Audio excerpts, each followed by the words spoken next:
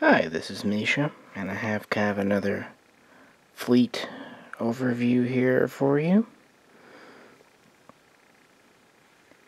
Very interesting for me to really feel these. This is the Xindi, or Xindi, as some people call it, fleet from Season 3 of Enterprise. An interesting season. I like the concept of a season-long arc. And I actually like the concept of an alien race with multiple species. Would have been interesting to revisit them in later series. Anyway, these are all ships that were made as CGI-only models, and so I never really had a clue what any of these look like. And since they were CGI, it gave them a lot of freedom to kind of design. So first off, we have the reptilian warship here.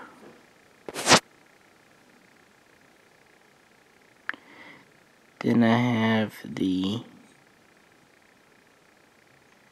Aquatic Cruiser. This is a large aquatic ship. They also had a smaller scout or cruiser. Then I have the humanoid or primate ship. This is actually the most recent Eagle Moss to come out just about a month ago. Next up, I have the Arboreal Cruiser. Actually, this is the Tellarite, but it'll do. I'll explain. And then I have the Mishaco fighter, which is actually reused for a Xindi ship, an Insectoid patrol ship or submarine. It was given a different color scheme, but same basic thing. And then I think I finally have what most people consider the best of the Eagle Moss models, the Insectoid Cruiser. So yeah, we don't really know a lot about the specs of these ships, even size. It seems like most of them had particle beam weapons, torpedoes, kind of generic sci-fi weaponry, because it was more about the politics of the season. They also traveled more by using what they called subspace vortex or vortices, as opposed to standard warp drive. It seemed to have limited range, but quick travel, so kind of shorter jumps. Kind of reminds me of the jumps from Battlestar Galactica. So yeah, let's just kind of get looking a little closer at each here. The reptilian ship is definitely probably the most unique of these. It has these long things sticking out the back, which have something to do with its engines. It's kind of remind me of Whiskers, frankly. This is a relatively small ship, about 150 meters. Relatively small crew, maybe 24, maybe 3 on the most. But it is a dedicated warship, so it tends to be pretty powerful, at least for its size. Keep in mind, in the Enterprise era, ships tended to be a little smaller, so even with all that said, it still could be a very powerful ship. And this is a neat little model. It's very long, but not very thick, but this is mostly metal. It's really cool. It's very odd looking.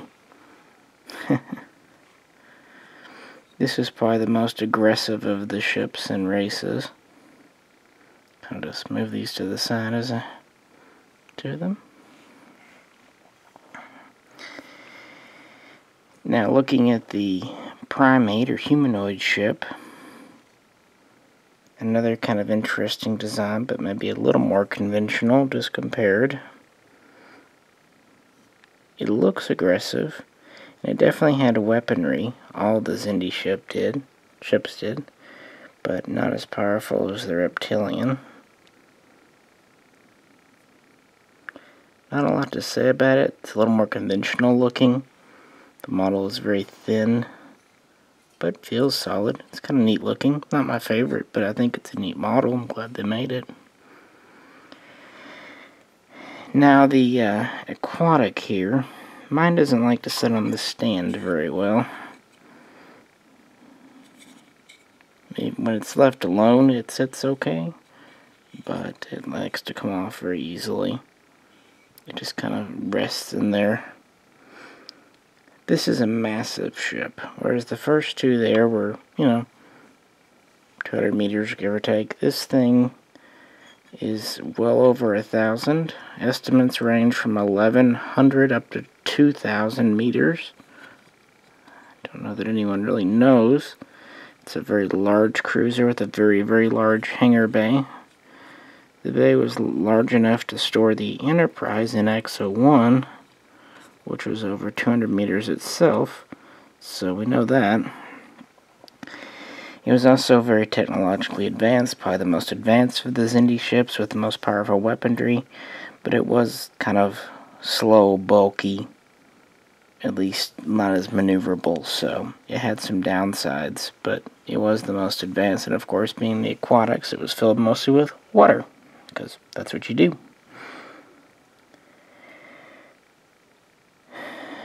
Moving on, we have, like I said, this is technically, I'm going to move you over here so I don't bang anything, or at least try to avoid it. We've got the Tellarite Ship from Season 4 of Enterprise, but this is actually a reuse of the Arboreal, because we only saw the Arboreal CGI model in a few episodes. And this, in turn, was a reuse of the Arconian ship, warship. There was another Arconian, patrol ship scene, but this is the warship. Of course, there's small changes made every time they reuse. It's a relatively large ship, about 250 meters, but it doesn't seem to be well armed. I mean, it has the ability to fight, because we saw them shooting. Same kind of beam weapons as the rest. But for the most part, it seems to be weaker. It was more of a science ship, I think, or a patrol cruiser. Not a dedicated warship like the Reptilian. But yeah, I have this Tellarite to kind of fill in for the Arboreal. And if they never make an exact Arboreal ship, that's fine. They look very similar. And then moving on.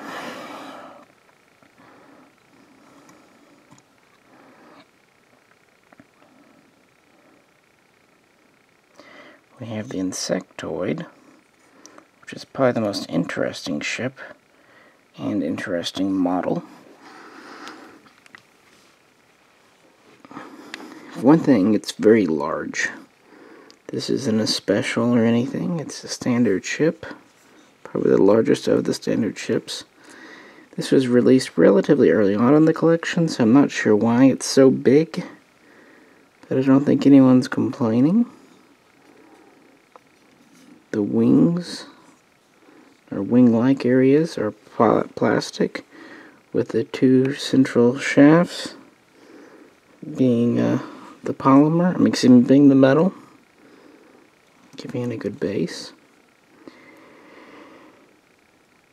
These ships were kind of decentralized. They didn't have dedicated command areas. Again, they were made by the Insectoids, who had their own kind of aesthetic. They had most famously had the hatchery, where Archer became a mother to some bugs. I guess it's taking the Quantum Leap concept one step further, huh? In Quantum Leap, he was a woman a couple of times, and a mother at least once that I can remember. So hey, why not make him a mother to some bug people? Why the hell not? It's a neat ship, neat model. Aggressive. Very well built, very sturdy. It said it could take a lot of pressure, either going underwater or maybe even in a gas giant. This was their main warship. Pretty neat model. These are actually hard to get. Took me a while to find this one. But definitely a unique design for the Star Trek universe. And then to round things off, we have another Insectoid ship. Like I said, this is technically the Nausicaan Raider or Fighter. Seen in season 2, maybe it was 1, but it was harassing Earth cargo ships. They basically colored it gray and gave it different engines, but reused the ship as a smaller Insectoid patrol submarine type. And it fits well with the Xindi. It's got forward mounted cannons and rear, and with the whole wing thing, it fits well in with the aggressive look of the rest of the Xindi ship. So we will we'll give it an honorable mention as being Xindi. Why not? That's mostly why I picked it up. There are plenty of shuttles and small ships, and there's Degra's ship, which actually I'm kind of surprised they haven't made, frankly, because it was pretty prevalent in the series. But maybe they will. They don't seem to be done quite yet. It was very interesting to me to see what these ships look like. Again, there were no models, and you can tell they were getting into the era of CGI. Some of them, like I said, the Arconians and stuff, reuses, but a lot of them are fresh new ships, which is neat, considering it was only for a season, and we had all the races of the Xindi. But, you know, the era of CGI really helped expand. You go back to the original series, and we just have not even 6 ships in the whole 3 seasons of the original series. Now we've got these ships in just for one race in one season, so quite interesting. And the models are neat too, because not many companies have done models of the Xindi fleet. This is definitely more of a nerd thing. The Enterprise stuff isn't as well known, but I thought I'd share since I had them. As always, I hope you enjoyed it. It's probably worth about what you paid for it, so appreciate you tuning in. And if you could, like, share, subscribe, and all that good stuff. This is Misha, and I will catch you next time.